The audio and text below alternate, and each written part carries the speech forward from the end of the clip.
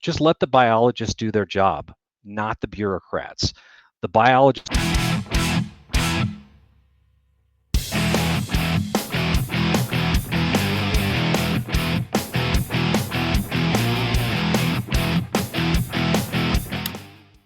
Hello, carnivore hunters. This is Rick. Hey, and this is Doug. And guys, it is ballot time. And we've talked about this before, but here in Colorado, Prop 127, which is an initiative to ban mountain lion hunting, is on the ballot here in Colorado. Yeah, so this this information isn't just for Coloradans; it's for all hunters nationwide, because they're coming after our hunting rights, and we'll show you that here in just a moment. So if you guys do want to know more details about this, we are going to link our previous video above. We don't want to recap every single aspect of this. We just want to really touch on the parts of this that we think is going to be important to most people, especially non-hunters. So first here, we're going to provide you with a little bit more information on the person who is not only behind this initiative, but the existing California mountain lion ban as well.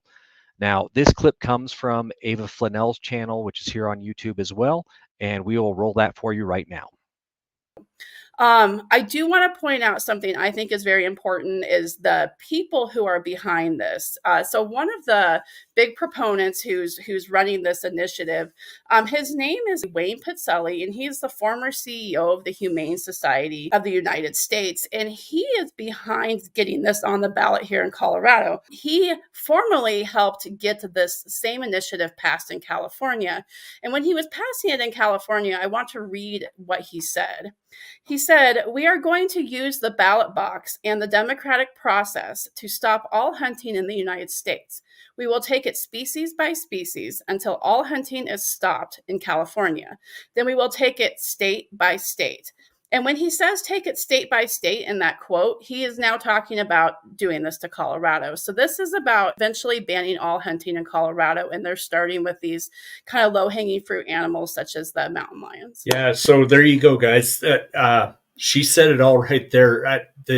This guy is he used to work for the Humane Society for the country, not just a particular state, and now he's for some reason coming after everybody's hunting rights. So that's something to keep in mind. I'm not even sure where this guy's from. We haven't done our research on the guy, but I can tell you he's not a Coloradan. I'm pretty sure he's not.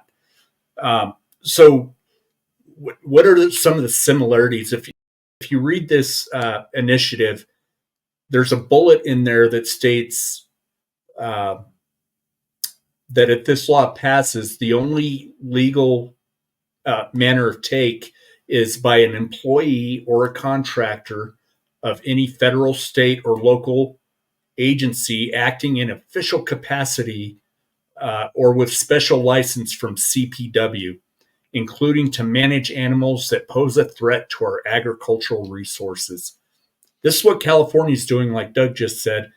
And instead of paying hunters to manage the population, they're going to hire a contractor to manage the population. So instead of earning money from the hunters, they're going to spend more of your taxpayer dollars to manage the population.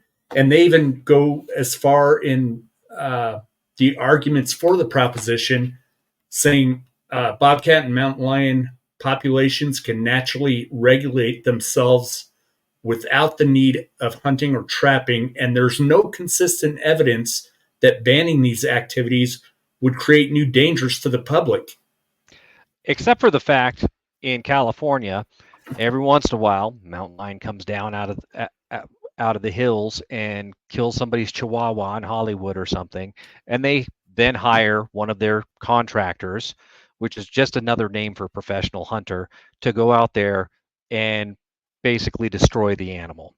Now, the major difference is here in Colorado, their trophy hunting is already illegal. We are required by state law to take the meat from every animal we take, and we do. That's pretty consistent with everybody across the state. With those animals that are destroyed professionally, they just, a lot of times they just leave them there up in the hills. There's even stories of them where there's a great deal of mountain lions in the area, actually shooting from helicopters and things of that nature. So my understanding is in California, they're actually still destroying just as many mountain lions as they did before because population management is still necessary. It's just that it's, as my brother said, they're not, no one is paying the state for the privilege. Nobody's taking the meat with them. Nobody's, having that experience, except for the person that's getting paid by the state to do it. Yeah, what's it cost to put a helicopter in the air to go hunting for these critters? Anyway, I just thought about that as you were talking about it. It's ridiculous. Yeah. So anyway, carnivore hunters, we talked about this once before. Actually, I think a couple of times before. A matter of fact, to one of your points, Doug, I used to live in Grand Lake, Colorado, and shortly after moving there, I told this story in our last mountain lion video, I believe, that this kid straight off trail hunting with his family and got a little too close to a mountain lion's kill, which was a deer, a buck or a doe or something, I don't remember, and killed the kid. So imagine what's going to happen when there's no control of the population. Oh, we'll spend your money to go take care of that problem. Right. Again, instead of allowing hunters to pay for the privilege, and again, consume the meat. That that's a real thing. People do eat their mountain lions. It's supposed to be fantastic. In fact, mountain lion is already the most regulated hunts in the state of Colorado. Yep. You actually have to check in daily to make sure that the quota for the area in which you're hunting has not already been hit. So if you, whether you've tagged out or not, if you call in and the quota's already been hit in your area, your hunt's done for the year. That doesn't happen with anything else. We don't have to do that with deer and elk or bear or anything else that we can hunt in Colorado. But for mountain lions, because we are looking to, again, manage that population, not destroy the population. And that's what every hunter really wants. Yeah, so as we said, carnivore hunters, we've done videos about this before, so we're going to leave you the link that goes into greater detail about this. We just want to put out right up in front for right now for Coloradans, please vote no on Prop 127. It's bad all around. For even if you don't agree with hunting, you can spend your tax dollars paying somebody to manage it, or you can let guys like Doug and I pay the fee to go manage the population for you. Absolutely. In the bottom, below, we're going to provide links to Coloradans for responsible wildlife management, as well as Wildlife Deserves Better. We urge any of you, if you may be on the fence about this, just let the biologists do their job, not the bureaucrats. The biologists will decide how many we can hunt, and if there's a year we can't hunt, they'll cut it off. It's not something we should be. You can't just vote on a biologist's job. Like they actually do a great job of it. So please take a look at these various websites, ask us some questions in the comments, look at our other videos, look at other people's videos on this before you make any kind of decision on this one. But in any case, guys, thanks for your time today. Again, if you have any questions, post them below, and we will see you next time.